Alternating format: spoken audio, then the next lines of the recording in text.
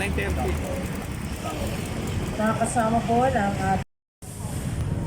Yes, magandang umaga mga katalitisik. Sinasagawa ngayon itong rehearsal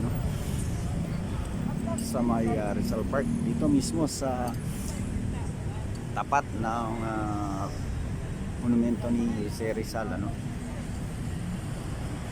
para sa selebrasyon ng Rizal Day sa December 30.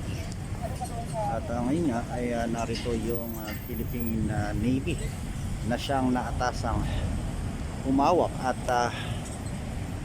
nitong Philippine flag na siyang itataas sa araw mismo ng Rizal Day sa December 30. Na ngayon ay nagre-rehearsal dito.